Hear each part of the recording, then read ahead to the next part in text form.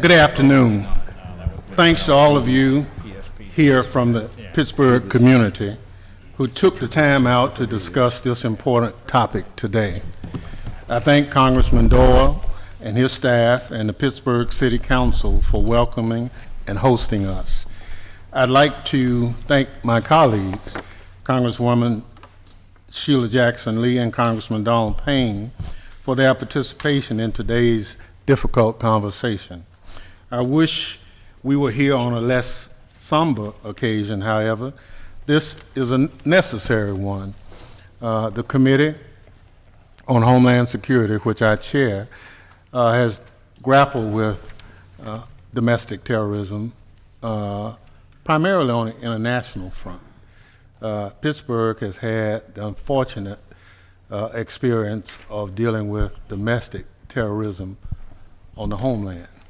FBI statistics and other statistics tell us as members of Congress that these acts are on the rise, disproportionately than international acts. So we're going to have to, as members of Congress, and we share some of the jurisdiction for domestic terrorism, but our hope is to talk to you in a very frank manner today about what's going on in Washington, what you think we should do. Tell us personal experience about the tragedy that Pittsburgh had thrust upon it. And so from that, the long-term goal is craft legislation, if need be, to address it so that other communities won't be so unfortunate in that experience. As we talked about this, the unfortunate thing, we saw what happened in Odessa, Texas recently, Dayton, El Paso, and we go on and on. And so, as a sidebar, I compliment Walmart and Kroger for taking a proactive stance on limiting access to certain guns in their in Walmart's properties, but also saying that they really would prefer that people not wear their guns in their stores. If you come in shopping for groceries, I would not think that a sidearm would be necessary. So we'll talk about the corporate responsibility that we have in this country, as well as religious responsibility and civic and other engagement. What I'd like to do is turn it over to our host, Congressman Doyle, to give us some comments. But I'd like to, at the outset, indicate that you have no better representative than the person to my left. And that's not a paid political advertisement. That is just the truth. He works hard on behalf of this community, and I respect him for it. So, Congressman Doyle. Chairman Thompson, thank you very much, and to my colleagues Sheila Jackson Lee and Don Payne. We welcome you to Pittsburgh. We wish we weren't having you to Pittsburgh on this topic, but I want to thank you and your staff for putting this together and for bringing the Committee on Homeland Security to our town. I think we have a unique story to tell here, and it's an honor to have you here. I want to thank all the panelists that are here too, who are taking time out of their schedules to share their experiences with the committee. As many of us here realize, we're coming up on the 1-year anniversary of the shooting in Squirrel Hill.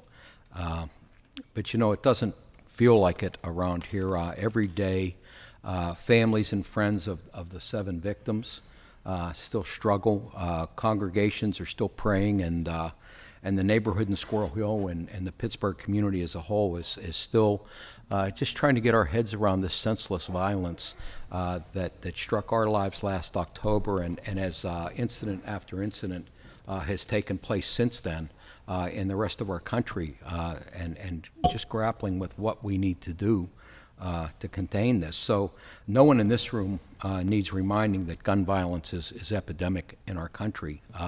We're watching this everywhere, and as I was saying earlier, I think to you, Mr. Chairman, that when the tragedy at Sandy Hook took place and those children were slaughtered, I just couldn't, as a parent, as horrific as it was, I said, this is it. If there is any silver lining to this horrible event, it's that we will finally, come to grips with this and do something. And sadly, that wasn't the case.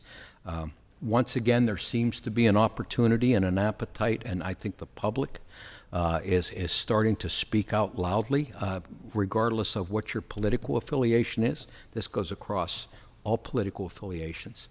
And I think members of Congress who, for whatever reasons, are reluctant to consider legislation are now starting to change their tunes, and I'm hopeful that when we come back to Washington next week, that we can continue to keep that pressure on. As you know, we've had 2 bills that we passed in the House of Representatives on background checks in February, I believe, that have been sitting in the Senate, and I think it's incumbent that we deal with that. But I think most importantly, Mr. Chairman, I want you to hear from our people here in Pittsburgh. We have obviously Rabbi Myers, who has lived this up close and personal and firsthand, and then members of our community. We have the head of the Jewish Federation of Pittsburgh, Jeff is here, and our county executive and our mayor, and people from law enforcement. And I think they all have important stories to tell, and I think they can give you some insights after almost a year of reflection. Some of the things they'd like to see us in Washington, D.C. Consider. So with that, Mr. Chairman, I will yield back my time and thank you all for being here today.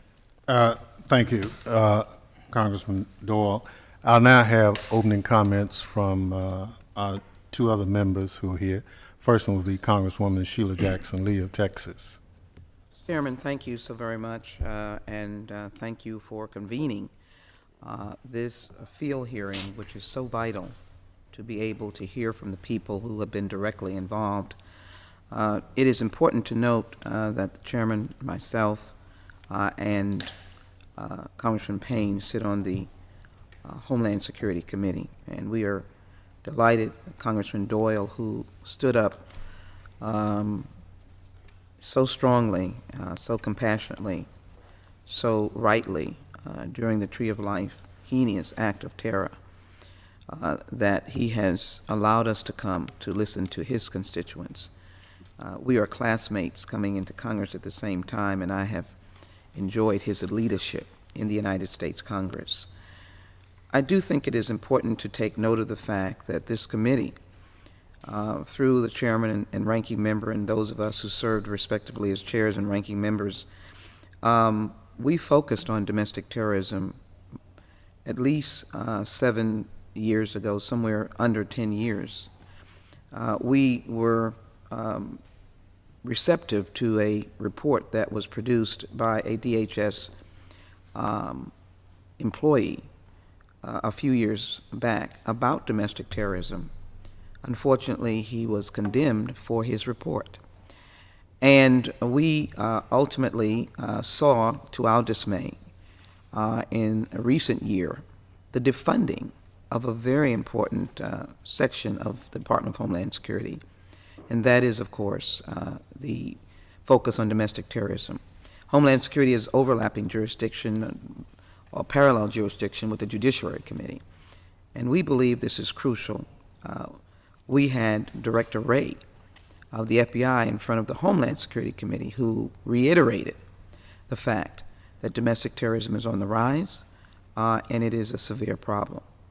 I think what I want to say, first of all, is how pained our hearts were in seeing the members of the synagogue and the community impacted, the Tree of Life. In my community, synagogues welcomed us to worship with them, of which we did. But in concluding, I think we have to realize that there is an epidemic of gun violence that has to be addressed, but also the driving force, unfortunately, has become this degree of hatred, white nationalism, white supremacy. In the instance of the Tree of Life, we understand that the passion and compassion of the Tree of Life to deal with the needs of immigrants and others was seen as a negative to this country.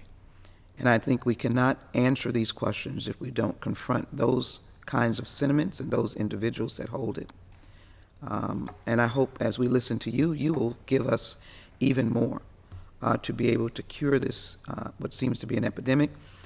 And in this great state, that was one of our early seats or early places of the promotion of democracy, that we will learn and we will take this back to Washington and be able to be constructive, as Congressman Doyle and Chairman Thompson have said. I've come here to do that, and I thank you all for your presence.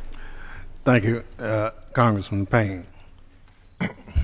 Thank you, Mr. Chairman, for giving us the opportunity to come here and hear from citizens that have lived this horrific event almost a year ago. I hail from Newark, New Jersey, and we have been on the committee very concerned about these issues around domestic terrorism. It goes back for me as far as Timothy McVeigh and the Oklahoma bombing. But it's just been a difficult road to haul getting the American people and leaders in Congress to acknowledge the issue of domestic terrorism. We are gung-ho and ready to fight the foreign fighter, and we've done a good job of keeping the homeland safe. But it's time to look inward and understand that we have a problem here in the homeland from domestic terrorism. I want to echo the sentiments of your member of Congress, Mike Doyle, who is a great leader in the Congress, it was stated. And we all love him on a lighter note because he's the manager of the Democratic baseball team. And we've won 8 or 9 years, as long as I've been there. But just on that one light note, I am on the subcommittee for emergency response, recovery, and communications. And that committee deals with any man-made or natural disaster that happens in the country. So whether it's Hurricane Dorian right now or what you faced last year, it comes through my committee. So that day of your situation, I watched in horror at the Tree of Life. And these circumstances, these issues, these situations impact me deeply. So we're here to listen and to learn from you, and hopefully can go back and try to formulate legislation and policy that can help try to stem this tide that we see in the nation. And with that, sir, I'll yield back. Thank you very much. Let me again welcome our witnesses who are here. The format will be more or less open introductions. We have some suggested topics after you kind of tell us who you are, and that apart from that, we want it to be free-flowing. I was told that no one in this group would be accused of being quiet. And so for that reason, if no other reason, you were selected too. But as important is your respective positions put you in a unique role to help us as legislators craft some solutions. So Mayor, if we can start with you, kind of open remarks. We don't put a time on it, but I'll be brief. but we'll go around, and then we have some structured questions, and then some Q&A back and forth as we go forward. Thank you, Mr. Chair. My name is Bill Peduto. I'm the mayor of the city of Pittsburgh. Each time, and I'm on a committee now with other mayors around this country that none of us would ever choose to be on. Each time that a incident occurs within this country, the mayors from the cities where mass homicides have occurred either give a phone call, send a text message, send an email to the mayor of the next city, giving some advice, giving some encouragement, letting them know that they're not alone. And each time that you do that, it brings back the incident that occurred in your own city. I think there's a couple things that we need to talk about today. Number one is this is an epidemic. If it were occurring with any other item other than a gun, there would be not only hearings like this, but actions taken. If we saw mass homicides occurring in cities because of toasters, we would have those toasters taken off the shelves. We would have those toasters regulated to the point where there wouldn't be. I mean, we saw it happen with automobiles in the 1960s. We took actions and created safety belts and other safety items and airbags and lessened the amount of carnage. And that's what we need to be able to do under this epidemic. We need to be able to lessen the amount of carnage. We recognize that there are weapons on our streets that outgun our own police, that are created by a manufacturer in order to be able to get the most bodies off a battlefield the most effective way possible. I and our police chief now have our officers carrying tourniquets because the doctors in our emergency rooms tell us we can't sew them back together. In Philadelphia, the mayor has ordered his police to pick the bodies up off the ground and not wait for the ambulance, because people are dying in our streets because of these types of weapons that are being used. And even just yesterday, a young man in a neighboring county put out a threat that he was going to cause harm at one of our hospitals. Our officers were able to trace him down, found out at 3:30 in the morning that he didn't have weapons. But what if he did? His own family members couldn't take that weapon away from him, nor could our police officers. He may have threatened to hurt himself, and yet we have these special rules in place that would prohibit the safety of the public at large over what basically is not an amendment to the Constitution, but a selling of the Constitution to an industry. Well, thank you, Mayor. And we'll get into the discussion, but your comments were crystal clear in what you say, and you're absolutely right. The reluctance on a Congress not being forthright in addressing what we are faced with in this situation should not be. Tough decisions doesn't mean you don't make the decision. That means you do it. It's just a tough decision. I thank you for that. Our next witness is our county executive, Rich Fitzgerald. Thank you, Mr. Chairman, and thank you, members of the committee, for being here. We appreciate you coming to Pittsburgh. You also, thank you for reminding us, but we know Congressman Doyle's a great congressman. We're lucky to have him. We know what a great job that he does. I've been the county executive for 8 years. And during that time, there's an awful lot of things that happen very, very well, and there's an awful lot of setbacks in the jobs that I serve in. But no day can compare to the day, that Saturday morning in October of a year ago, and the tragedy that occurred.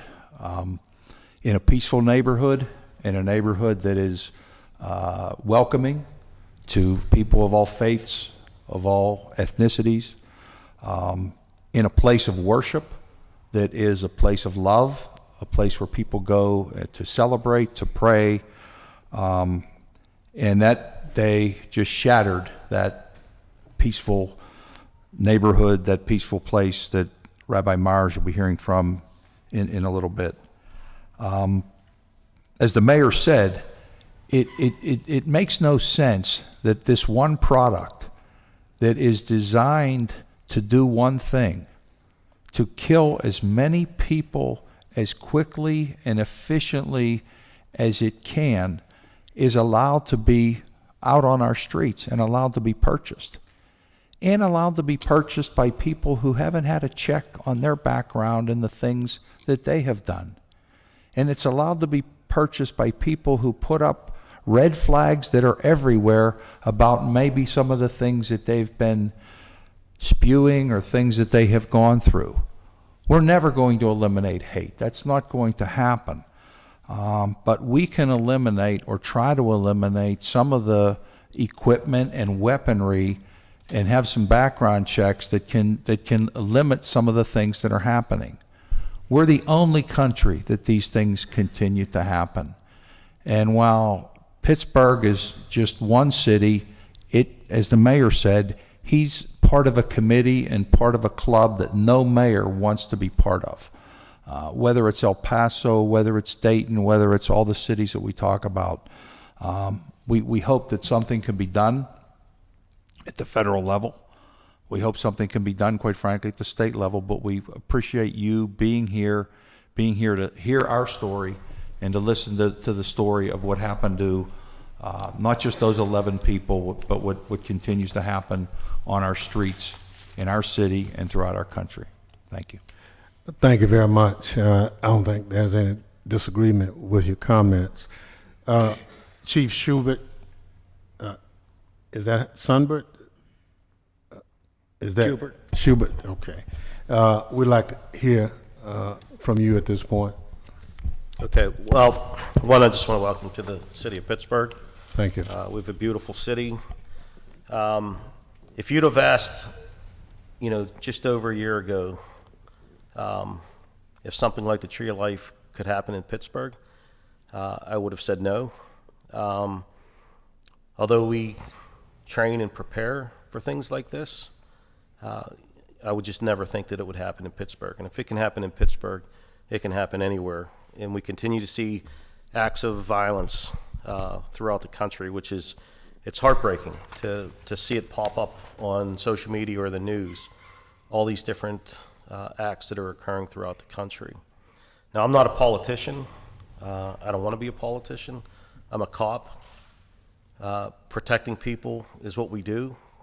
We go out each and every day trying to make a difference, putting our lives on the line to help people we don't know. And I'll be forever grateful for what our officers do. And I'll be forever grateful for what they did at the Tree of Life. The response that they had, Pittsburgh police, county police, sheriffs, outside Pittsburgh, law enforcement agencies, the federal government, those agencies, everybody came to help. And it's an incident that will always be on our minds.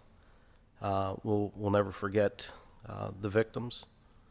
We'll never forget right now, as we sit here, we have 3 officers who still haven't returned to work.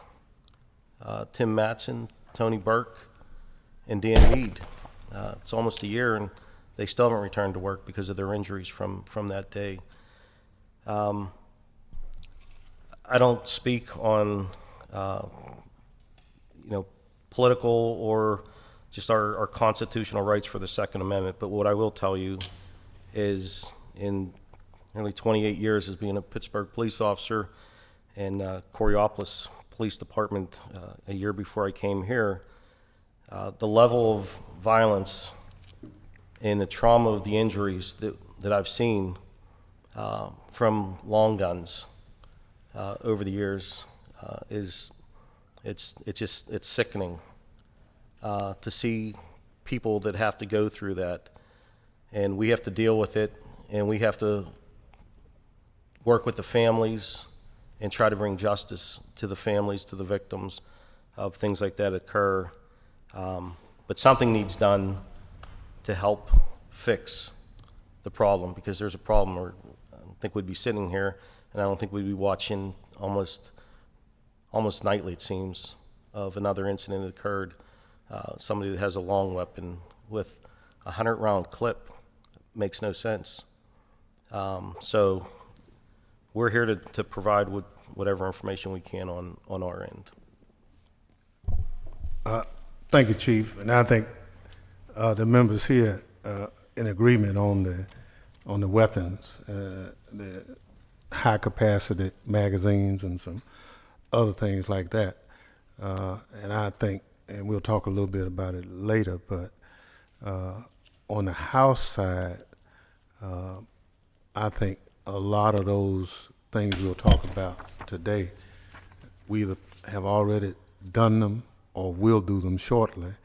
But we are a bicameral body, and we need some help out of the Senate to really get it done. So thank you very much. Chief McDonough, you can kind of help us with this. Thank you, sir. Comment too. I'm not a politician either, much like Chief Schubert, but I have been a cop for a number of years. I have the good fortune. I served as a state trooper. I served as a municipal police chief. I worked briefly for the U.S. Attorney's Office, and now I'm fortunate to be the county police superintendent. So I've seen policing at the federal level, the county level, the state level, and the municipal level. What all those levels of policing share is violence and gun violence. It cuts across policed urban areas, policed suburban areas, and rural areas. It's part of our culture. Violence is a part of American culture. No one can deny that. So I think if we talk about solving the problem of violence, we're not going to do that. But I think that we can reduce the problem of violence and gun violence through some common sense restrictions. We can't eliminate something, we can at least cut our losses, if you will. And we can do that with some, Chief Schubert brought up a very good example, 100-round drum magazines. I don't see a use for those in the hands of citizens, but that's a glaring example. So the only thing I'm going to say about Tree of Life is it's a day that, as several of the speakers have said, it's going to live in our memories forever, but it may be a little bit, hate to offend anyone, but I took a lot of positives away from that as well. The way the community came together, and specifically on the law enforcement side, the examples of the first responders from the Pittsburgh Bureau of Police, we'll never forget those guys. So, Well, and that's one of the other reasons we're here. We've taken note of how the community responded once this incident occurred, and if there's some takeaways from it that other communities who've had that same experience can have, even though it's an unfortunate experience, there's still some lessons learned from that, however tragic they are. So let me ask Rabbi Myers to take as much time as you care to take to talk about the tragedy. Thank you, Chairman Thompson, members of Congress. Thank you for the privilege of testifying before you today. Welcome to the beautiful city of Pittsburgh. Representative Payne, we share a lot in common. I was born in Beth Israel, lived across the street from Wequahic Park. Yes. So Same hospital I was born in. we're fellows in many ways. I'm a victim, a witness, and survivor of the worst attack in a synagogue in the history of the United States. And the Jewish community has been on these shores since 1654. Since that fateful day of October 27, 2018, I, the congregants of Tree of Life, along with the other two congregations that share our building, New Light and Dor Chadash, and the city of Pittsburgh, have been overwhelmed by expressions of love from across the planet. People of all faiths, colors, and sexual orientation have enveloped us in a vast global hug that continues unabated. Their message is very clear. The acts of one person are not representative of all of humanity. But alas, the acts of brutality and cruelty can overwhelm us. And when coupled with incessant anti-Semitic words and dastardly deeds across the United States and around the world, we are reminded almost daily that a pernicious ancient evil flourishes. What most Americans don't know or appreciate is the warmth and togetherness that is Pittsburgh. I can state this objectively, as I too am an immigrant to Pittsburgh, having spent most of my life in the New York and New Jersey area. I live in Mr. Rogers' neighborhood, and the love and care from people of all walks of life in my city post-October 27 were typical prior to that date, only more intense afterwards. Religious leaders of all faiths have reached out to me, affording me a unique opportunity to get to know them and their communities, where we can work together to better our community. The metaphor of America as a melting pot is a beautiful image, but sadly, it is not true. We do not know our neighbors. We live in silos with no bridges connecting them. Many choose to live in their own private silos, not wanting others to enter their silo. Some people just don't know how to build a bridge. All you have to do is tour Pittsburgh. We have 446 bridges. This is where religious leaders like me can make a difference. I'm a bridge builder. When the Muslim community extended an olive branch to me, I responded by offering an olive tree. The same goes for the Roman Catholic, various Protestant denominations, the Sikh, Buddhist, Jain, Baptist, AME, and so on. We have so much more in common that we must work together. The modest baby steps that we are taking will mature into adult steps, hopefully yielding bushels of olives. Opportunities to partner with the local government and the police department continue to grow as well. We can be the nation's laboratory to model actions that may work throughout the country, without me minimizing the efforts of those already working to achieve these same goals. We, as clergy and congregants, are striving to find ways beyond visiting each other's worship services, to really getting to know our neighbors, to consider their needs, and to determine how we can work together to realize positive outcomes. Please know that this was happening in Pittsburgh prior to October 27th, but this date and the atrocity that it brought created a new sense of urgency. We must see to it that all children in all schools throughout this country learn about their neighbors and strive to understand them in an effort to appreciate their faith, not merely tolerate them. We must provide the tools for all people to honor and respect their neighbors. And right now, we as a nation are not being successful in doing this. Just 2 weeks after October 27th, the city of Pittsburgh held a rally at Point State Park, and I was asked to speak. It was here that I made a pledge not to use the word hate, which I will say here only once for demonstration purposes. The H word, as I call it, is a four-letter word. and obscenity that deserves to be in our mental wastebaskets. If you truly must say that you H something, just say you don't like it. H speech is a severe choice of words that usually will lead to violent actions, as was the case in the Tree of Life shootings. When you don't understand your neighbor, it can lead to mistrust, fear, loathing, and H speech, which ultimately leads you to unconscionable and deadly actions. Our nation right now is suffering an epidemic of uncivil discourse. People cannot hold civil conversations with their neighbors, be it in person or through social media. As you are our elected leaders, I call all of our elected leaders to task for this epidemic. When you use H speech against one another, you model uncivil discourse for all Americans. As our leaders, you are teaching us that it is acceptable to behave this way, and it's simply not. Is it any wonder that my fellow citizens speak in uncivil terms and use H speech? We have elected leaders who condone it and model it. It is time for a different direction. The path towards civil discourse must start with all of you, our elected leaders. When you model civil discourse, you teach us appropriate ways to speak to one another.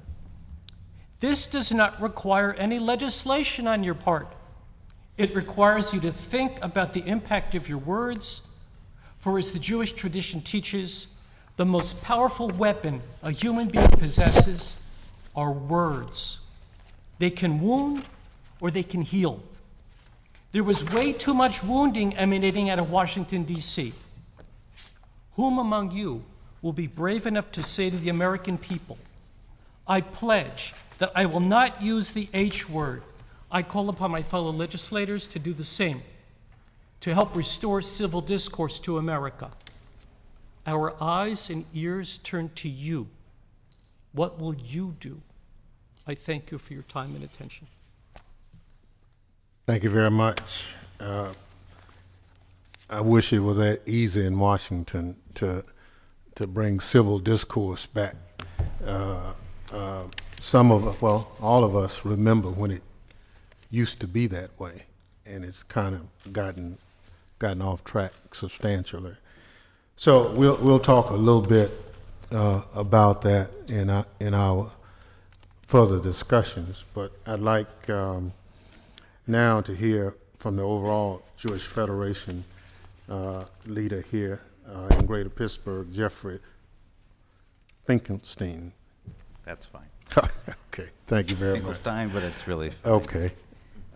Thank you, Chairman Thompson. Thank you, Congressman Doyle. I never like going after Rabbi Myers, and he said a lot of really important things, and I just would put an exclamation point on so many of his points. I also do want to thank the other people to my right who've been with our community ever since this took place and before as well. We have incredible political and law enforcement leadership, and we thank them deeply. So I want to take things in a slightly different direction from a Jewish community perspective. Our federation, there are about 145 Jewish federations across North America, and our federation about 2 years ago made the decision that we needed to hire a Jewish community security director. I don't know many other faith communities that have to make those moves these days. Today, there are over 40 since this horrible shooting took place in Pittsburgh. Our director has been to all of our Jewish institutions to make sure that they have the right security protocols in place, and we've hardened those facilities as much as we can. It costs millions and millions of dollars. Homeland Security has a grant program, and we have been a beneficiary of some of those dollars in the past. It is nowhere near enough to help us to make sure that our people stay safe. So I put that to all of you that are involved with Homeland Security. I want to just make it a little more personal too. I was not in the building at the time, but while the shooter was active inside the Tree of Life building, targeting the members of 3 of our community's congregations, I was on the street corner. I was over there very quickly after I heard the news that there was an active shooter. And I saw the police running down my street, as Rabbi Myers said, in Mr. Rogers' neighborhood. That should not be happening. And the picture that will be forever seared in my memory was that afternoon. We'd gathered at our Jewish Community Center. On the 3rd floor, those of us from the Jewish community, Rabbi Myers was there. We were planning, what do we do to keep our community strong and resilient? But on the 2nd floor, those families were waiting to hear the news about their loved ones. And I just cannot, I'm getting teary now, I cannot get that picture out of my mind. So as you all look at what you can do, I hope you have that picture in your mind too. No family should have to go through that horror like I saw people here go through. Thank you. Thank you very much. We'll now hear from the expert in that area. Congresswoman Jackson Lee and I were with the Secretary about 3 weeks ago, and we heard this term, protective security advisor. And be honest with you, a lot of us had never heard of that individual before that hearing. So I hope you all have gotten a chance to meet your protective security advisor for this area, paid for by DHS. They're all over the country. And so, Bob, we'll let you have your time. Mr. Chairman, I greatly appreciate the opportunity to be here and speak with you and the other members of Congress. I'm humbled to be amongst this panel as well to share information with you. I've been privileged to be the Protective Security Advisor of the Pittsburgh District for the last 14 years. When we invented the position in 2005, I came back to my hometown after a career in the Air Force to be able to facilitate critical infrastructure protection. It really is meaningless. So what it was building relationships. It was meeting folks like Chief Schubert and Superintendent in order to work with them regarding what the federal government could bring, what the Department of Homeland Security could do to aid them in their activities to be as effective and efficient as possible. Before the hiring of the security director of the Jewish Federation, I spent a lot of time going from synagogue to synagogue, especially around grant time, looking at their various vulnerabilities. In fact, I visited the Tree of Life on 2 different occasions, the last time just a few months before with a local partner who actually led that trip, because the city of Pittsburgh recognized that having a person like a protective security advisor was so important that they hired a person in their public safety staff to have a similar kind of a role. I succeed through the partnerships that I have with local police, with the sites, with federations, with synagogues, with those who will listen to the advice that I provide. As well, I rely on our national government and our different programs to share with the community in order to be as successful as possible. We hope to find suspicious activity and the report of people who are dangerous through our See Something, Say Something campaigns. We know that we're motivated to put people to get assessments because we have grant programs. We also know that we have extremely effective response agencies as well as prevention agencies through our local fusion center because of the grant dollars that are being invested in the Urban Area Security Initiative Program and the State Homeland Security Grant Program. These programs provide us not only the programs to be local and active in the area with our local partners, but also it provides us in big DHS to have programs that we can point people to. As I go from county to county, because I cover 32 counties, and I give county-wide presentations to houses of worship regarding what they need to do to be more secure or safe, I can point back to our DHS websites, our templates, our plans, our various videos for training, and they find it to be very useful to potentially save lives in these scenarios. But two, we're also talking about the kinds of people that can perpetrate these attacks, to be able to identify them, whether they be inside threats, folks that they know, or whether they be external threats, because we recently in the Pittsburgh area too had unfortunately a person motivated by external terrorists to carry out a bombing attack on a Christian church as well that was apprehended by the Department of Justice. So we have these things. We want people to be as alert as possible. And as I say, we don't want them wringing their hands in their pews being afraid, but we want them to know that they're in control of their environments, to be prepared for not the worst risk. Well, if they are prepared for the worst risk, then they are prepared for every level of lesser emergency. And it may be even more plausible that the church catches fire and loss of life could occur. But if we're prepared for the worst case scenario, as we were in the synagogue, because they received the training, right? We gave the assessment. We did all that we could. But unfortunately, as Brad told me that morning, Bob, the worst has occurred when I talked to him. We do what we can. We send out the warning signs. We relay on the programs that we're involved, and we have those partnerships, because through those partnerships comes collaboration, and through that collaboration comes strength and community for us to all be able to work together. Well, thank you very much, and I appreciate everyone's comments. We go back to Washington Monday and start, which will probably be a whirlwind effort to try to get our hands around this notion of domestic terrorism. And all my colleagues here have heard from their constituents individually and collectively as to what do you think we should do from a legislative standpoint. And we've heard the high capacity magazines. We've had the assault style weapons. And I'm just throwing it open to the group. Are there some other things you think members of Congress should be focusing on, so to limit, if not eliminate, what you experience with the Tree of Life situation here in Pittsburgh? There's something I'd like to say, and I don't know if I have the right term for it, but a lot of these attacks start out with some form of social media, putting things out. Us in law enforcement can't use, I'll say it as geofencing of specific terms, like kill, gun, something like that.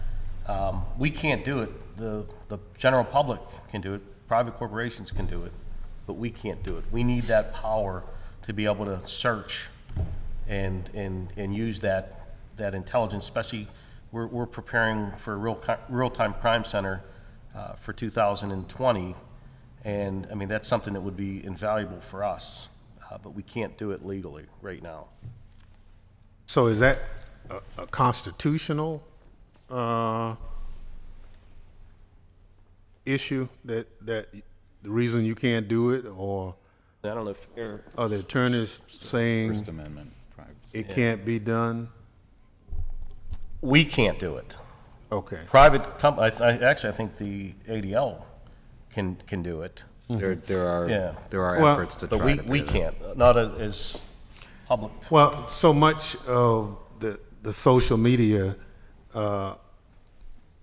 ball is we have so many people who become radicalized over the internet, the platforms that you can just put some of these things on are just proliferating exponentially.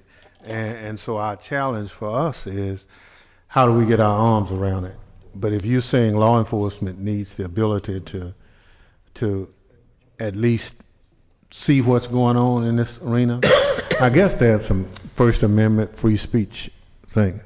Congresswoman Jackson Lee. Chief, I think what you are confronting, thank you, Mr. Chairman, what you are confronting is that when, after 9/11, we gave overall law enforcement, particularly federal law enforcement, sweeping powers to deal with international terrorism, or terrorism as it was perceived, the word that I don't use, Islamic terrorist.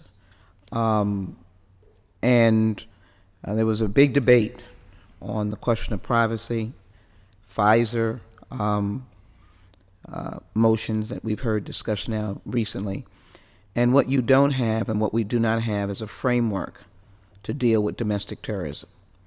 And so your point today is helpful because we're beginning now to look at what laws are needed for both the federal law enforcement, FBI and others, and also law enforcement, recognizing that we are a unique country that protects civil liberties, civil rights, the Bill of Rights. So you're right, you don't have the tools, nor does the federal law enforcement, because we have no mechanism for dealing with domestic terrorism. And the only thing that we have, for example, that the DOJ can charge anyone is a hate crime, which is not, doesn't give the latitude of investigation that we need to have. For example, some of these horrific social media sites, 8chan, which has popped up all over for those who have been engaged or who were perpetrators.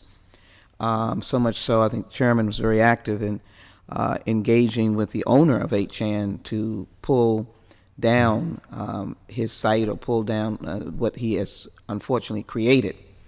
And it's difficult to get prosecution on hate crimes on that in social media if you also have First Amendment, freedom of expression, freedom of speech.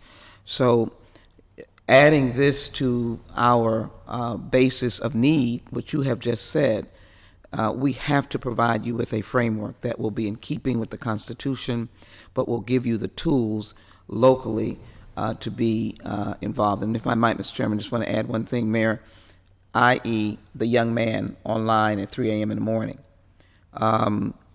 And what the FBI told us is that just recently they intercepted 23 wannabes or individuals that were promising horror and terror. And the question is, how do they then prosecute them? Mm-hmm. And it is because we do not have that framework. So, Mr. Chairman, it's something that we have to work together. Yeah, and what we've done is work with YouTube, Facebook, Google, all those social media organizations. We have said to them, you have to do a better job at policing your own business, because so much of what's pushed out is pushed out on your platforms. And they tell us they're doing a better job, but I'm sure you can say stuff still gets through. But we have a robust effort to get the social media companies to do a better job than what they're doing. And we plan to pursue that even more. Your comments are good, but Congresswoman Jackson Lee's effort that we still have to come up with a strategy on how that's to work so federal, state, and local people can have access to that. Rabbi? If it's illegal to yell fire in a movie theater, we need to create laws where it's illegal to say kill all Muslims on the internet, as an example, or hang all African Americans in this town, or blow up synagogues. We need to find where is the line that the First Amendment is now stepped over. If it's that you can't yell fire in the theater, well, isn't there some line that needs to be discussed and we find out where that's being crossed? So connected to that, we have all these really talented young people in the United States who are incredibly skilled at using computers.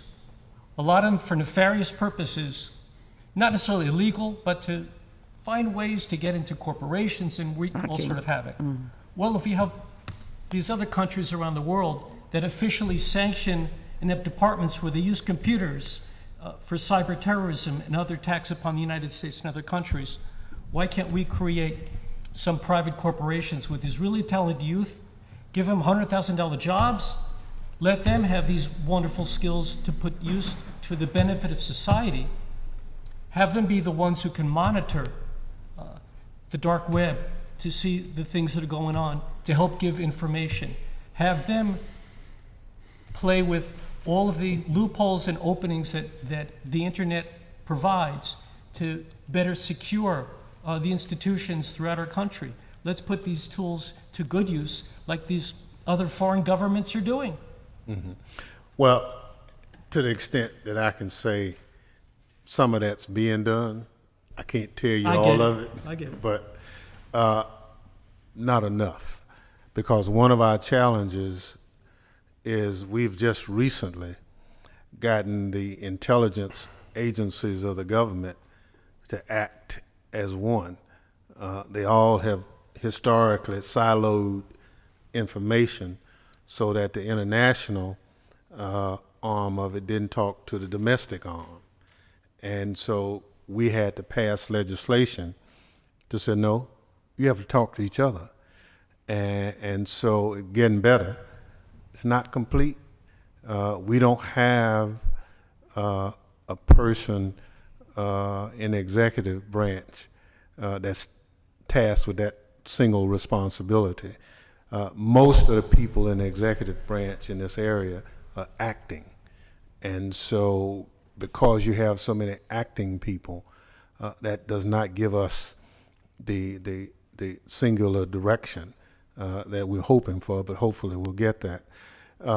I can say, Rabbi, we do hire hackers quite a bit just within the department, and they have proven to be very successful for us. But that's about as far as I can go in a public setting. But we do it. I just want to go a little bit from what the chief is saying. There's an entire field being built right here in Pittsburgh on predictive analytics.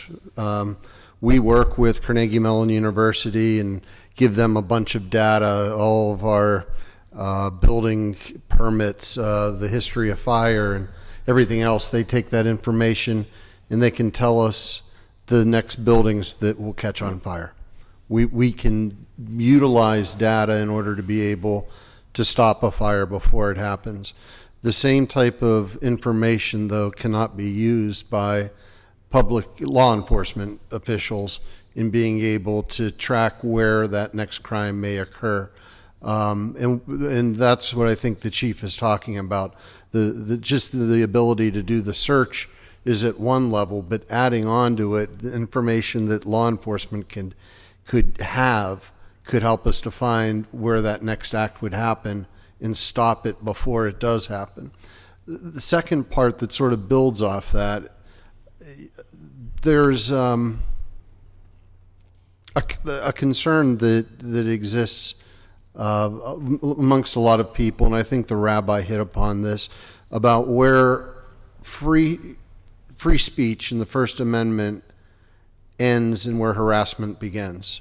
Where targeted harassment is a threat to an individual, taking away their ability to live in peace. And we need to have a clearer definition because words matter. And as we learned in Pittsburgh, hate speech leads to hate crime.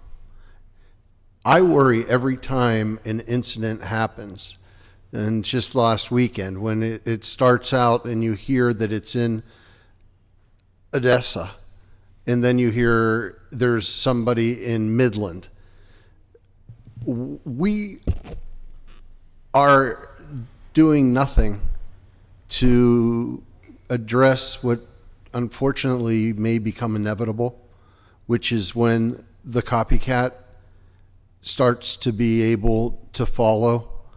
And when there are people who are living in our society who are waiting for that day, when they see it happening in that one city, so they then get their gun and they go to the park or they go to the synagogue or they go to the church and they want to follow and hope somebody will follow them.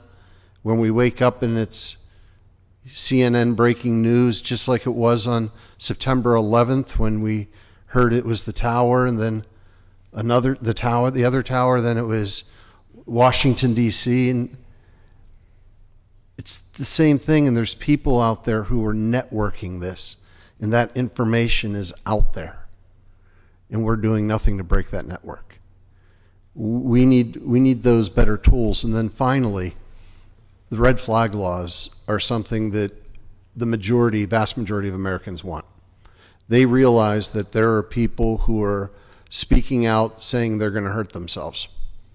And they know there's people that are speaking out and saying they're going to hurt other people. And family members in law enforcement should have the ability to go to a judge through due process and be able to say to that judge, this person is going to harm themselves or they're going to harm someone else. While they get the help they need, their guns should be taken away. Not doing so is irresponsible. Doing so is addressing the issue through the mental health side that a lot of politicians talk about. And if you're not willing to even do that, then don't use mental health as an issue, because there is a common sense approach to it to be able to address it. And the vast majority of Americans, including gun owners, would agree that that would be a good way to do it. And finally, there's a small group of mayors that have been meeting now, led by the mayors of Toledo and Cincinnati. We buy a lot of guns as cities. We buy a heck of a lot of bullets. We should not be buying bullets off of any manufacturer that makes body-piercing bullets to kill our officers. And we should be pulling those resources together in order to be able to reward the good companies. We shouldn't be buying our guns from manufacturers that are selling assault-style rifles to the general public. And we should be rewarding those that don't. We should think about it if we could take that to the federal level. With the amount of guns and bullets that the federal government buys, and reward the companies that are acting responsibly and not allowing the profits to go to those that are causing this epidemic on our streets.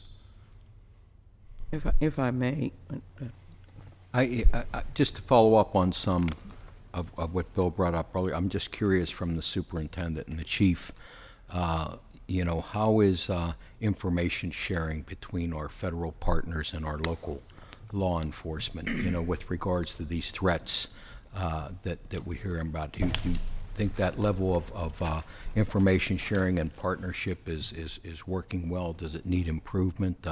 I'm just curious how you feel about our federal partners in law enforcement in terms of them sharing intelligence with you at the local level. I think that's improved greatly over the years. I think we've been fortunate in Western Pennsylvania with the level of cooperation we do have between all the law enforcement agencies and on the federal level as well. I don't think that's a problem on that level. I can't speak for other areas around the country, but I can tell you here it's done extremely well. We do have a fusion center that is a state police, Pittsburgh police, county police. I mean, they all work together with that, so that's not a problem. But kind of going back to the thing when I was looking, when we have a threat like we had yesterday on social media, right? 2 words: kill Pittsburgh. If we can track those and pull them in, thankfully we got it, and our intel and the FBI did an incredible job all night tracking to where this person was and locating them. But as far as communication, I think we do a really good job. We have Region 13 within Western Pennsylvania, all the counties. So that portion, I think we do extremely well. I'd have to agree with Chief Schubert. We both sit on the FBI's Joint Terrorism Task Force Executive Board. We meet monthly, bi-monthly. We share information. There's representatives of all the federal agencies, a number of the larger local agencies, as well as representatives of Chiefs Association. So everyone's in the same room sharing information. In addition to that, most of us, particularly the larger organizations, have officers or detectives on federal task forces. That's the natural. A threat comes up, those are the first people that are going to be involved. We have federal agents and local officers serving as task force officers. So there's that immediate, that's how I would usually become aware of something such as the threat that came up yesterday. That's good to hear. And Mr. Chairman, I know you know this already, but the amount of money that we have in these grant programs is just completely insufficient for the need. And I'd like to see us divert some resources to that kind of a fund than to some construction projects we're hearing about. So I think that program really needs to be enhanced. Because I know the amount of money we've gotten here locally, and it's a pittance. It's not. So you're eligible for URC funds here? Yes, they are. Okay, good. If I might add one more thing, and we're talking about large federal programs, we're talking about federal agencies responding to this, monitoring intelligence. When the Tree of Life occurred, I'll go back. It was for uniformed first responders who contained that and really reduced the carnage. We have 75% of the population in this county are not policed by the county or the city police. We have police officers in this county who are making $9 an hour. Those are the people that we're counting on in the areas outside the city. We used to have grants that went directly to small local police departments so that we could pay people a living wage to train them to meet these kind of challenges. So I wanted to put that on the table. If I might, Mr. Chairman, follow up. First, I wanted, Rabbi Myers, I'll be trying to be faithful to your terminology of the word hate. It is a challenge when we are in the midst of legislative debate on how we answer your set of examples, which are superb in terms of why can people say that. And I wanted to clarify that when the heinous terrorist acts came, it was focused on international terrorists or adversaries, and we were able to give the FBI far-reaching powers that did not take into consideration the First Amendment. We had to breach somewhat the Fourth Amendment dealing with unreasonable search and seizure, and we were allowed to do that because it was focused on non-citizens.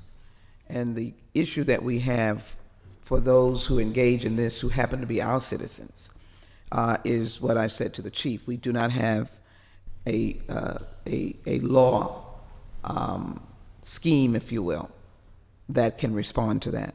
So we don't have a law that pierces the rights of citizens domestically right now. And again, let me say that we are reviewing this holistically so as not to suggest to anyone here that we've finalized the approach or that we intend to violate rights. But we do realize that this is an atmosphere that is calling out for the tools to be able to address. And I think the connection should be that the words generate violence. And that's the distinctive, because we remember the old phrase of what words can do in sticks and stones. That's a real long time ago. But the words that generate violence, and Chief, I think that's where you're going, words that you have to wind up and your officers have to wind up in danger. And that's what we're grappling with now. We must get that framework set in place because we're in a whole new social atmosphere, and it involves hatred and evil and people that speak against and then act against people who are different. So I think I wanted to clarify that we don't want to not be focused, but that is why he has no tools at this moment. We must have the tools at this moment. The second thing I just wanted to say to the mayor, that is enormously effective. I came out of local government, so I'm always attuned to council and mayors and the power that you have. And so you were mentioning armor-piercing bullets, and you said some other aspect of the manufacturer. What was the other one? There are both, well, and I should state that this committee that's being formed with the U.S. Conference of Mayors includes law enforcement officials. Right. And even when we participated, a commander was with me. So Yes. we want to make sure that our officers have the proper weapons that they need, but at the same time be able to find those. There are wholesalers that will sell to us that will also sell to the general public. I see. And then there are others that do not put those weapons for sale to the general public and only work with local government. Well, let me follow up. I had a gun summit yesterday, and I know we're talking about issues under the umbrella of terrorism, domestic terrorism, but law enforcement said to me that the AR-15s, for example, that the body armor does not necessarily protect against an AR-15 bullet and usage, that tears through. It may be different levels of armor, but they were concerned with that kind of equipment on the street, and they indicated that equipment is on the street, not in the hands of officers, but in the hands of, in quotes, bad people. So, we have to, in our course of domestic terrorism, have to acknowledge that, and I hope all my colleagues are, how should I say, infused with the openness of which all of you have said certain aspects or certain types of guns and ammunition should not be on the street. And why can't we handle that? So my last point is, I hope that you all, as this committee, addresses the National Rifle Association, which is not going away, which millions of Americans are members of, which we in Congress have no desire to take away their membership. But as we understand, the membership is as supportive on some of these as any other person. They are supportive of the idea of universal background checks, closing the Charleston loophole. There's 60% of the American people for banning weapons of war. So I hope that in your committee that maybe you will be able to speak to the NRA in terms of its intense lobbying in Congress to block every reasonable approach to dealing with what you have just said at this table. Every reasonable approach. 13 members of the committee will be in Washington on Monday, standing in front of the White House to have your back. Thank you, Mayor. Chief, weren't the officers had vests that come on inside the building?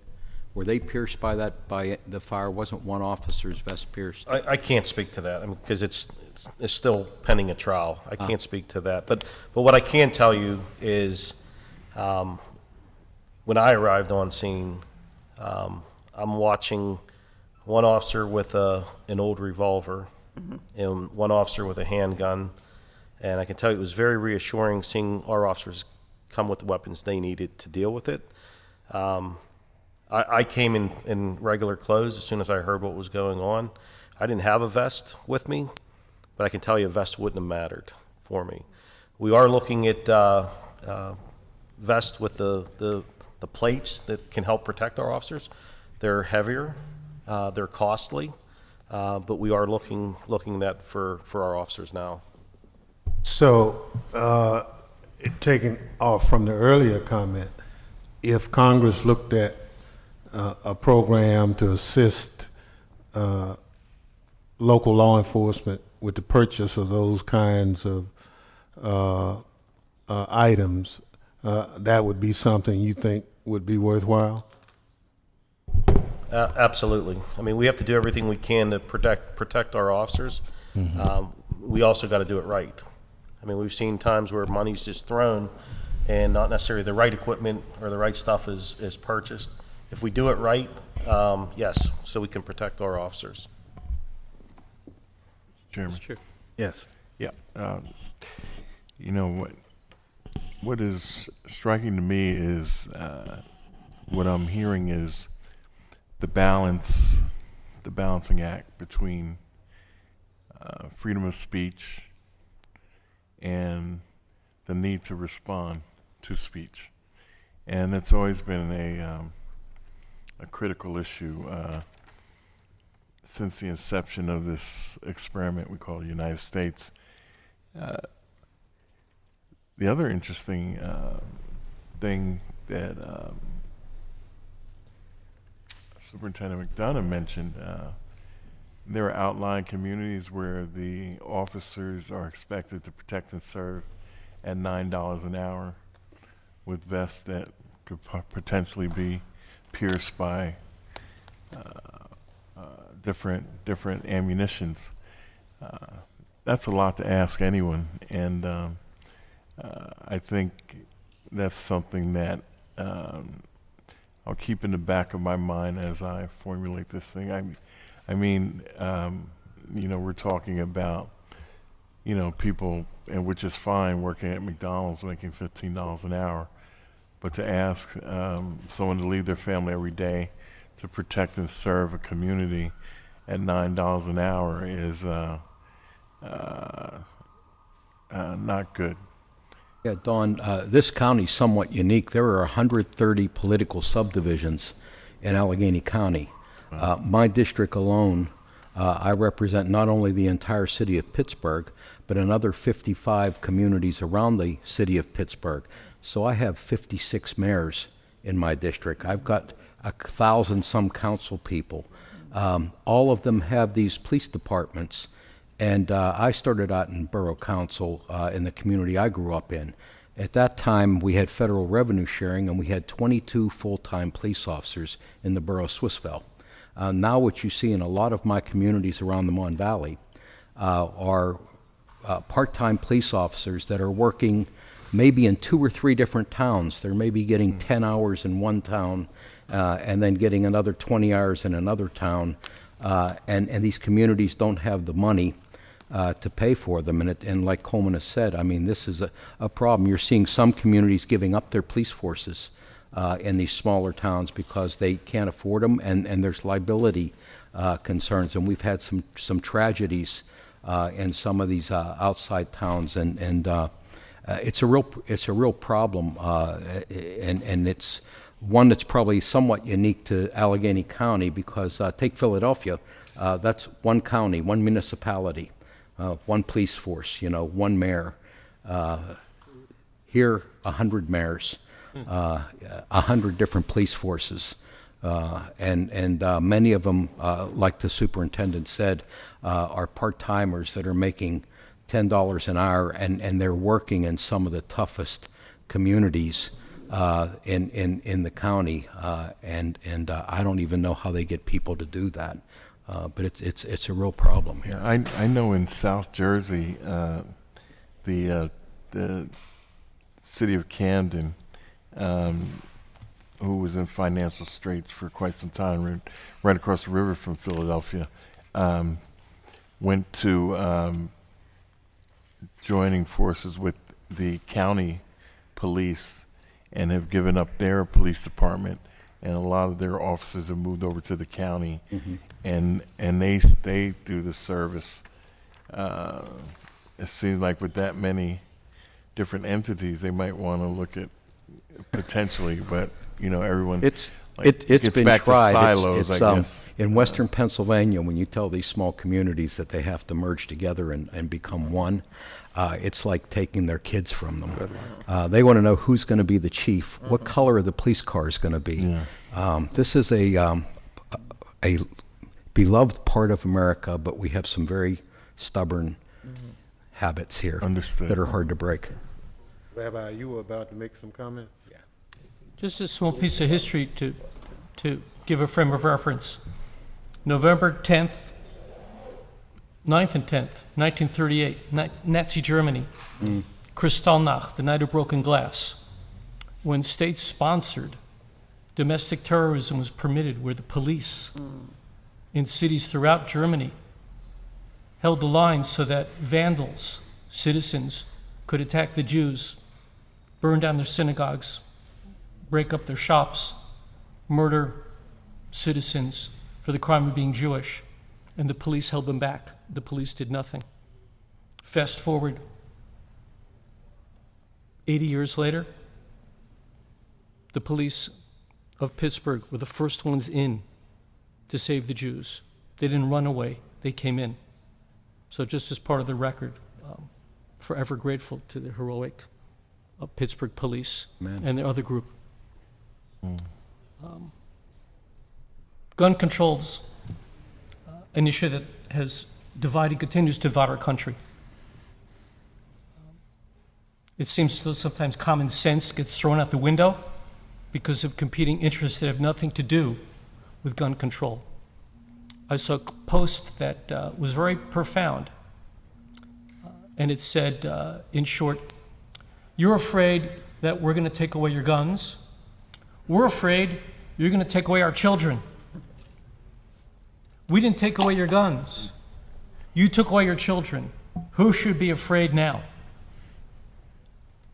While it's probably something crazy to suggest, I'm going to throw it out anyway. Why can't we have a buyback? Get rid of all those guns off the street. Because, as the chief has pointed out, those vests are at least $1,000 a vest. So we get better vests. The other side gets better weapons.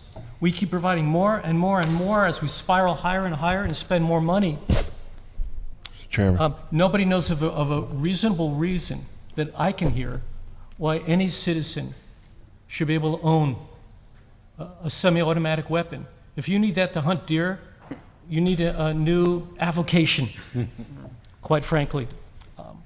So it's unattractive and scary, but sometimes it takes just brave people to step forward and say, there is no legitimate reason to have that gun on the street in anyone's hands, period. Yeah, one of the challenges that go with that is, and I think that Mayor brought it up, you have to have, if you got a buyback program, you need to have something in place that they don't make them or sell them, because somebody else, you gotta either make them illegal, so you got to give them up within a certain period of time, or you're breaking the law. And those are a lot of the public policy questions that we'll be grappling with when we go back next week, because there are a couple of bills that have been filed talking about a buyback program. Yeah. And that was going to be my point, Rabbi. I have a piece of legislation for a gun buyback program that I first initiated after Newtown and what happened in Connecticut. I thought at that time, as to reiterate what Congressman Doyle was saying, that after we saw those babies massacred, that I thought that this country would step up, to my chagrin. And so I implemented a gun buyback piece of legislation that never really saw the light of day because of the politics in Congress and the NRA. And so I have reintroduced that legislation 3 times now over the past 7 years. And so hopefully now we are in a position where it'll at least be entertained and looked at seriously. So, Mayor, that's a novel approach, but it's a common sense approach that you talked about. If every police department in America decided that they were going to only buy ammunition from companies who did not produce armor-piercing bullets, they'd get it real quick. It's true. I mean, it would, that economic impact of a decision like that would put a lot of our men and women out of harm's way from those type bullets. But that's the step. And, we have to make as many of those steps as we can to make our communities safe. So I can assure you that that comment and suggestion very warmly received, and we'll be happy to include that in our listings. But we have to, we have to follow a lot of this up. Otherwise, if you leave the back door open, you still got communities that still will be harmed because people will still have access to certain things. So the buyback is another example of getting some of those weapons off the street. Yeah. And it won't guarantee all of them, but it's a start. And the question would be for us is, are there other things that you think members of Congress should consider legislatively to help in this arena? Just to follow up on the first part of it. I think when you're debating this issue, it's not just the domestic terrorism that is coming about through mass homicides, but it's the mass amount of homicides. It's the daily homicides. It's the kids that are being killed, an innocent life that's being stolen. And when you do have this discussion, I can tell you that I've spoken to emergency room doctors from 3 trauma hospitals and our children's hospital as well. It's very important to have their testimony, because there will be those that will say that a handgun will cause greater damage than an AR-15.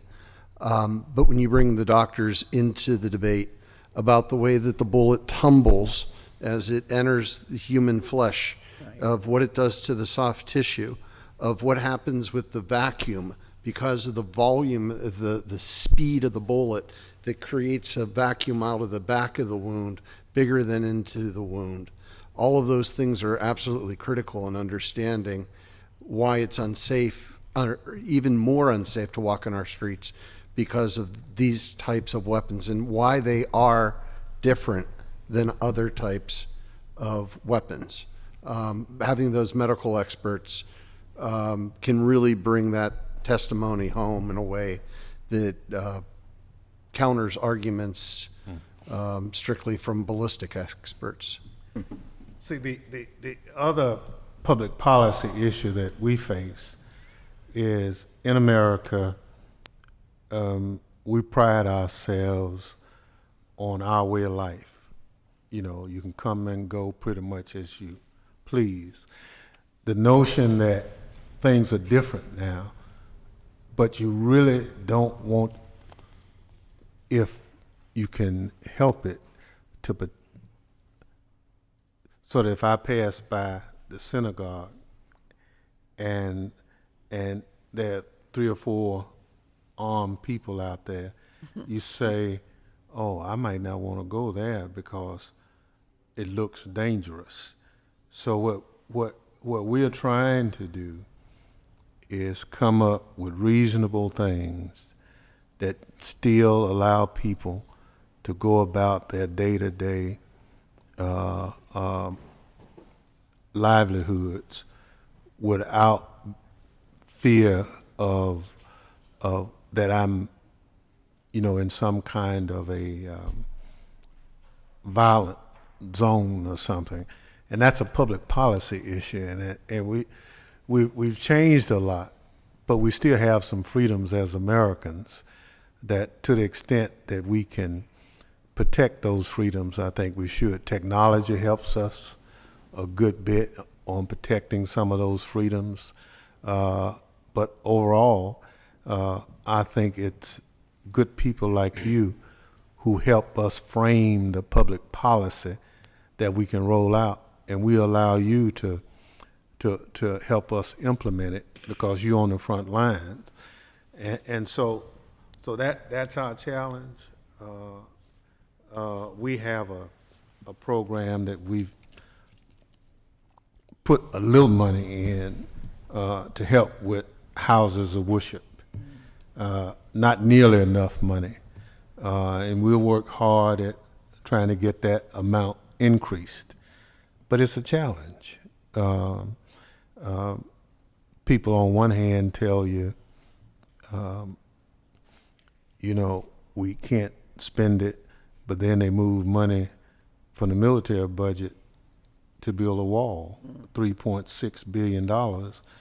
You say, well, if we had $3.6 billion, we could put a new vest on every law officer in America. We could do a lot of those things. So you have to help us make the argument, what's the highest and best use of the dollars that we have available to us, and help us convince other colleagues of ours that this is the way to go, and that's a difficult challenge. just to say a couple of things, and I want to come back to the securing of religious facilities in a moment. But going back to some of the online hate speech, I understand the issues with constitutional rights, and I love this country. However, I think private citizens can look at these kinds of things and report them. And I know with Homeland Security, and we've embraced the See Something, Say Something campaign, maybe there's just a way to engage the public in a deeper way who are looking at some of those websites and may see some, not just hate speech, and I am going to use the word, but threatening speech. Because if it's reported, then I believe law enforcement can act. And it's something that we've done in our Jewish community here in Pittsburgh through our security director with the virtual command center, trying to filter everything through there and then to share it with local and federal law enforcement. So I just want to put that out there as an idea. So I want to talk about the dollars to secure our facilities in Greater Pittsburgh. Our catchment area is Allegheny County, Westmoreland County, Butler County, and little spots in other areas. Number of Jewish institutions, good number of Jewish institutions. We've estimated that to harden those facilities, just hardening, we're not talking about any security personnel, is nearly $6 million. And these are institutions, as all religious institutions, that are striving to achieve mission. And again, I would state again that I don't think there's any other community of faith, no other religious community that has been as targeted with hate incidents as the Jewish community when it comes to religion. So, and I don't remember all the statistics, but the ADL does have those kinds of data points. So just to make it real, we've got a huge gap here, and that's what Congressman Doyle was talking about before. So while you're working on everything else, which I think is going to take you some time, we need to keep our citizens safe. All right. Yes. Follow up on that. First of all, I would join in your comments, and particularly as it relates not only to the Jewish community, but I think when we had the advisory committee, it was ecumenical, and for some reason, religious institutions themselves, but certainly we know the history of the Jewish community. We were in the backdrop of the churches in Louisiana that had just been burned by someone full of hate. So when we were dealing with Islamic terrorism, words that I refrained from speaking, there was an effort by the Obama administration that was effective countering terrorism.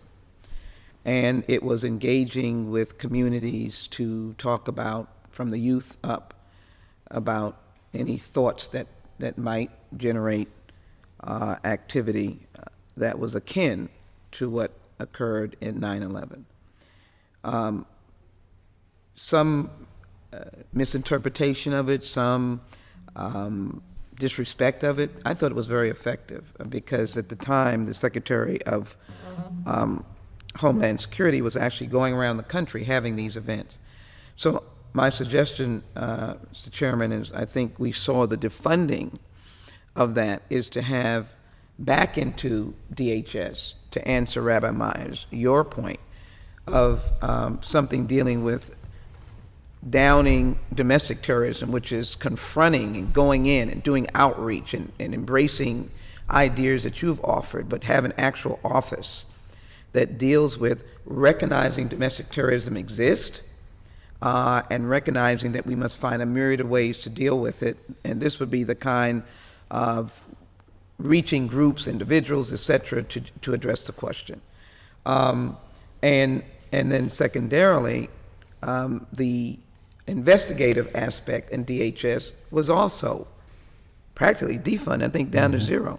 And having you all embrace the importance of putting that back in the Department of Homeland Security, that investigations can go on, research can go on, the chief can call, or the protective security office can connect to that particular office under DHS because it's Homeland Security would be very helpful.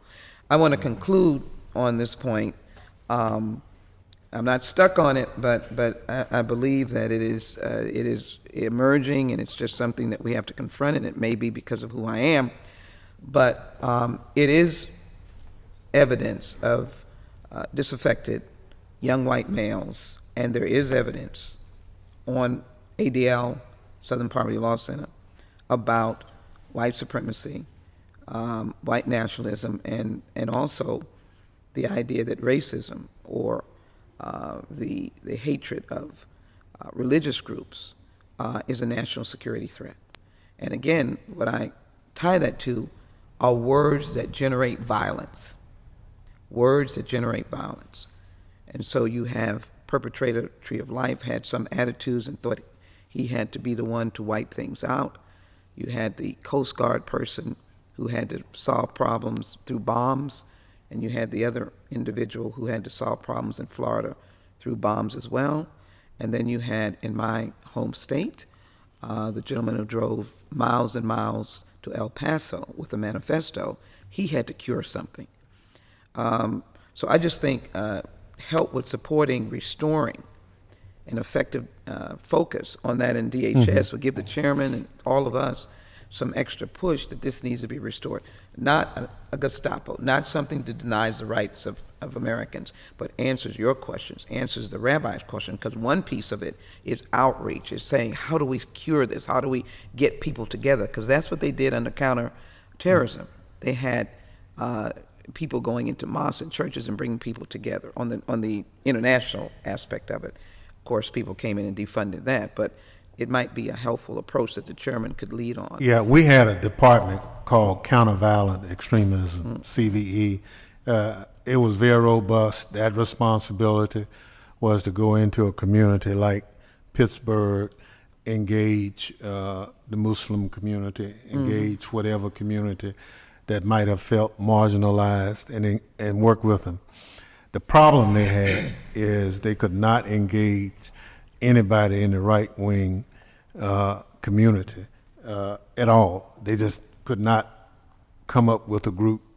The one group that got funded in Chicago to try to work with some of that, they defunded with the election of a new president, so they never got the money. So we're trying to work toward that. A couple other items let me share with you. One of the situations in California, the person was able to leave California and go to Nevada and purchase a gun that was illegal in California, but he could buy it in Nevada and brought it back. So we're going to have some coordination of purchasing across state lines. And we're going to look at that in terms of guns too. I don't know if you all had that problem in this community, Mayor. Yeah. But we have it with, in particular, lost and stolen handguns. Yes. We trace the weapon back. It reports back to a straw purchaser. The person who had it, it was a convicted felon or ex-felon, and the person says it was stolen. It's the get out of jail free card. Absolutely. The other item that we're looking at is, I can buy a gun from my good Congressman Doyle here, and I don't have to do any checks, no background check. We're looking at, there ought to be something to say that you just can't sell me this gun because I'm your friend. You need to go somewhere, and you, the penalties on the seller of the gun to make sure that the person you selling it to is authorized to own a gun. Right now, there's nothing in the law that says that sale should not go forward. So we're looking at that as another one of those efforts to close that rear door of purchasing guns. Some people are upset over that, but the law-abiding gun owner has no problem with it. And I think that's the thing we try to keep in mind as we go forward on that. The other aspect of this is how do we coordinate mental health needs in communities?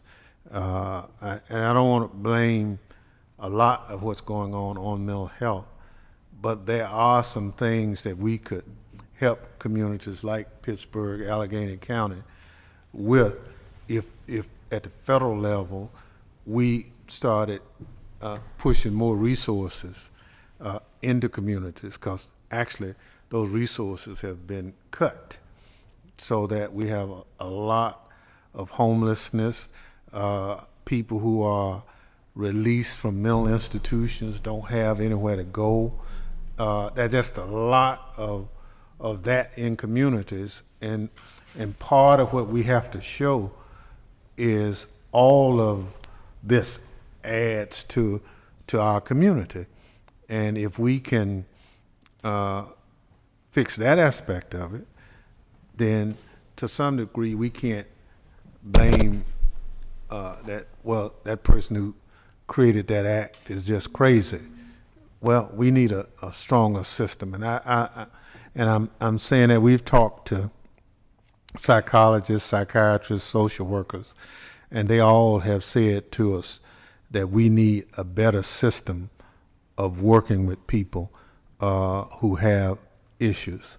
And the other, in my state, Mississippi, I can go to a mental institution and get out and, might have some issues, but if it's not mandatory for the acquisition of a gun, so I could still acquire a gun, because the reporting for my state does not report that institutionalization to the federal government. So some of it is coordinating a lot of what's happening so that the authorities that have the approval for acquisition of guns will actually know that this person has a problem.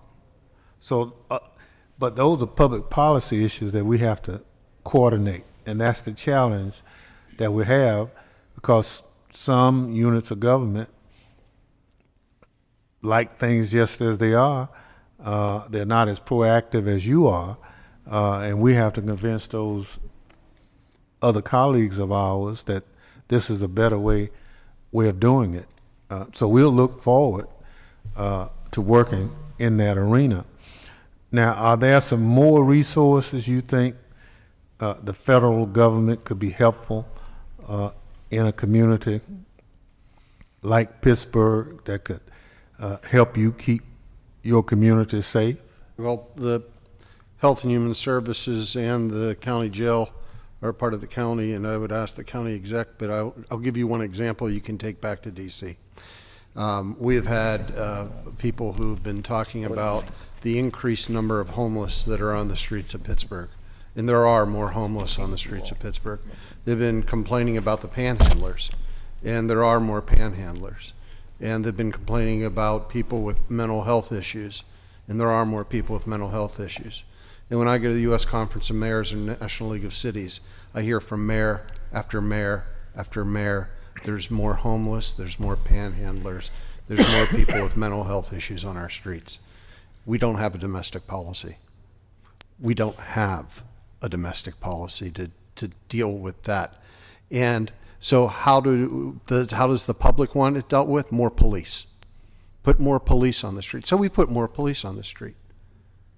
A woman who was sleeping at a bus stop who was homeless, police officer went 2 weeks ago to check on her to make sure she was okay.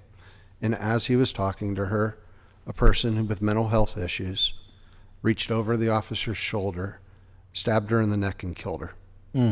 How many more police can you put? He was right there. You can't solve it by criminalizing mental health or homelessness or addiction. You can only solve it by dealing with those issues. Now you make it even easier to get a weapon. And people wonder why in cities you're seeing increased homicides. The reason that they're in cities is because that's where the services are. That's where the bed is. That's where the bathroom is. That's where the doctor is. That's where you can get a meal. They're not going out into the suburbs. It's the only place they have. And the only solution that we hear is put more police on or put them in jail. Yeah, it would be really nice if we had from Washington a domestic policy that helped to address that, because we're lucky we have winter. Otherwise, we'd be like the other cities in the South and the West that have just been overrun with the problem we created. Yes. And to follow up on that, many of the folks who are in the county jail are there because they have mental health issues. And we have turned in many ways the jail into a secondary mental health institution, because we have closed a lot of institutions that used to house individuals who had mental health issues. When they go on the street, oftentimes and they act in ways that aren't what many people would consider normal ways to act. Many police officers, the only tool they have is to take them to the county jail and arrest them and take them to the county jail. So I think the mayor's is right on, and that there does need to be a policy along those lines that we don't turn our jails, our county jails, into secondary mental institutions. Well, our goal for these sessions is to hear from people who kind of on the front line in some respects, but also who've been impacted. The last thing I can tell you is that we have the answer, but we've heard you. Now, some of this is going to require investment, and those investments, the term we have, you can't get blood from a turnip. I've been a mayor. I've been a county commissioner. I know Washington has to set the standard for what you want this country to be and look like. But it requires investment. And we have to determine what our priorities are as a country.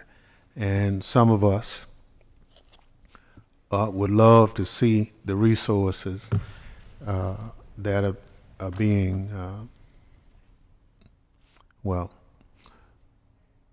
we are paying private contractors $770 a day to house children per person. That's an awful lot of money. Now, Chief, I don't know what it costs you all here per day for prisoner, but it's not $770 per day.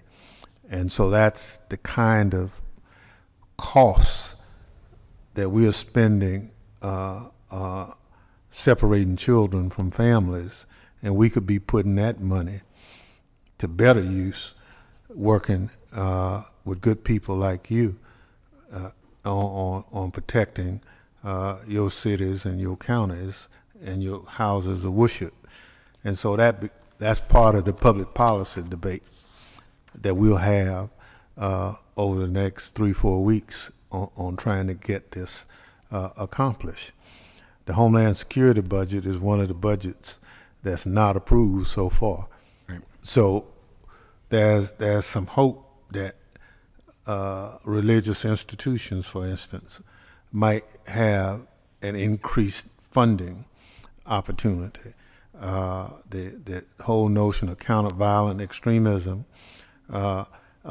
we can put monies in that budget so you can have people in law enforcement going into the community, talking to people before something happens.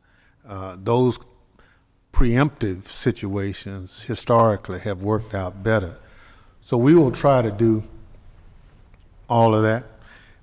I'm going to kind of defer the closing comment to our host. Well, Mr. Chairman. Chairman, thank you. First of all, I want to thank you and commend your committee for getting out from the confines of Washington, D.C. And out into the communities where people have suffered these tragedies. I know this is the first stop in multiple stops your committee's going to make across the country where these incidents have happened. I think the best way to ultimately come to some solutions that may work is to get out here and hear what people who have been on the front lines experience. So I commend you for that. There's not easy answers to any of this. These are complex issues. I wish there were simple solutions for them. They're not. I think each region in the country too has some unique problems they deal with. It's not a one-size-fits-all kind of situation. But I know that the most effective way to bring this back to the members that don't sit on your committee is to do exactly what you're doing right now, and I think it will be valuable to see the report that your committee files once you've had the opportunity to go across this country and get input like you did today from members here from the city of Pittsburgh. So I commend you for that, and I hope to have you all back in our great city under better circumstances so that I can show you a proper visit that the next time you come that may include some more pleasant festivities. But thank you for this, and I want to thank our elected officials and our law enforcement and members of our community for saying yes when we called on the phone and asked you to give us this input. It's important to the committee, and I can tell you that one of Pittsburgh's best kept secrets is we all work together. This is a community that really, it's a small, big town. People really care about each other here. It's a great place to live, and I can tell you that my job as a member of Congress is a lot easier because I have partners that work together instead of against one another, and that's made my job a lot easier too. So I want to thank all of you. These are all people I consider good friends. And good public servants and good members of our community that all want the same thing. So, Mr. Chairman, thank you. Mm-hmm. I wish you continued success as you tour the country to get input from different parts of the country, and I look forward to seeing the report that mm-hmm. comes from it once you're done. Thank you once again. If there, I don't know if there's anyone in the audience who might have a question. If so, we don't want to close it out without having an opportunity perhaps for someone to have a question. Mr. Chairman, if I can introduce City Council President Bruce Kraus, who's been here for the entire meeting. I just want to make sure that his presence is recognized. President, always good to meet a president. Any other council person here? Mr. Mayor? Nope. Well, again, we'll be around a little while, but I appreciate the hospitality you've shown us. I appreciate you sharing your ideas as to how we can address this whole issue of domestic terrorism in this country.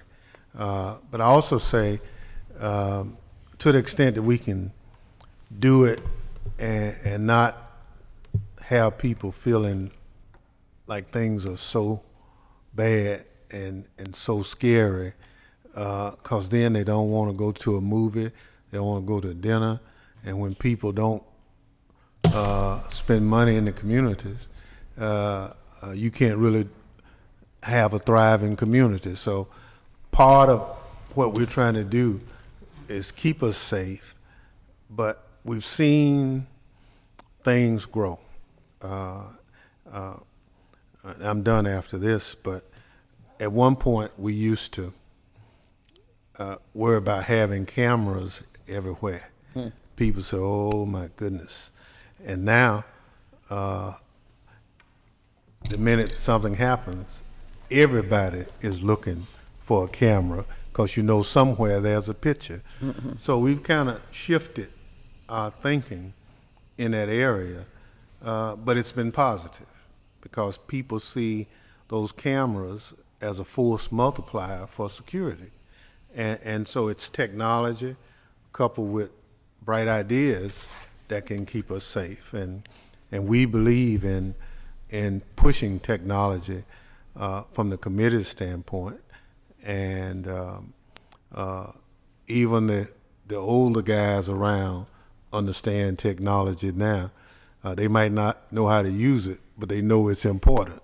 And they'll find somebody young to operate it and move forward. But again, thank you all very much. Thank the staff of the committee. Do you mind if I just a couple more minutes? Sure, sure.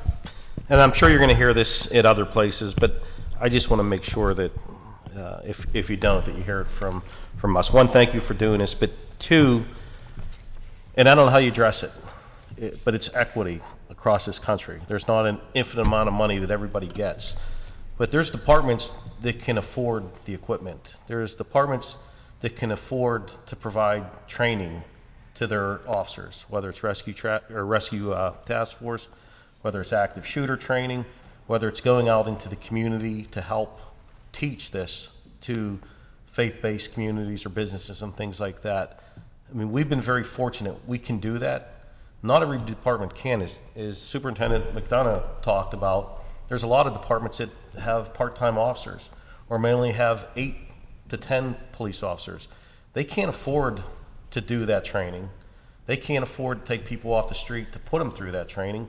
They may not be able to afford to take them off the street to put them in the community to work with these faith-based communities or businesses or you name it.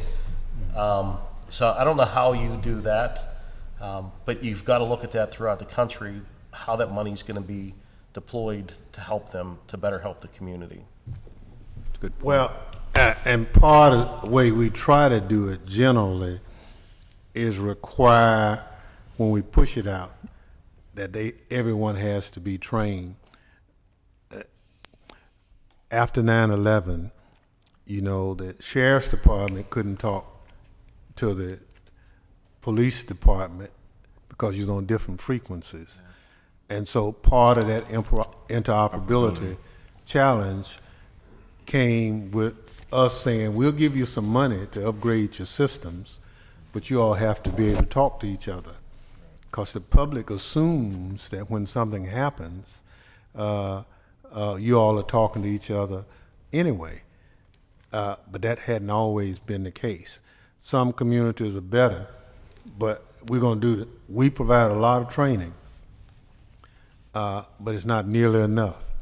So we might have to get with the chiefs associations and some other things that come up with some baseline skills, or help fund the training academy, so that we can get all our law enforcement personnel up to a minimum standard of care for this new phenomenon that they are confronted with under the domestic terrorist umbrella. I know everybody has minimum standards, but it's a new day, and we're going to have to work diligently with that. So thank you again. Thank you, Mr. Chairman. Thank you, Mayor, for being a gracious host. Thank you. Thank you. Thank you. Thank you. Thanks.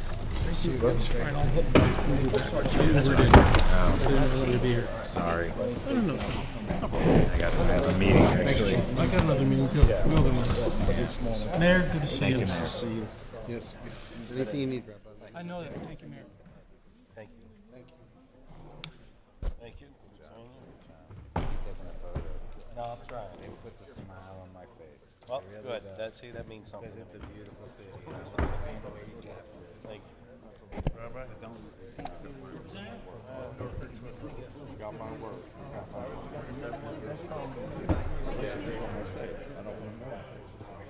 They need to come here. And I'm gonna take them on a bus and I'm gonna take them out of these communities. We need to make a change, no doubt.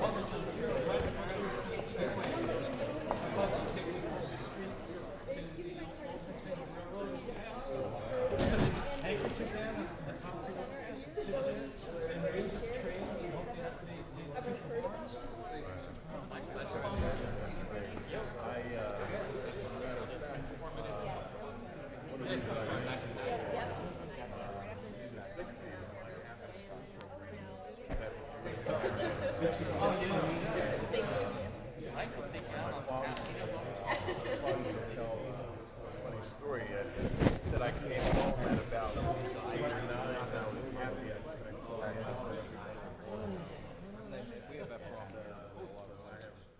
well, you can come from here. Oh, well, I can bring it up there in D.C. Like I said, multiple barriers there. There's a lot of places where we can have non-stop service. But it's not going to catch you. To South Side. Pittsburgh or through D.C. We moved out. One of the guys, It was a small apartment. some in Louisville and places like this. So they decided to move. So we moved to Linden. And from Linden, All right. we bought the first house in Roselle. Where I spent most of my life. That's all my district. Yeah. I had Linden, Roselle. I took the room to see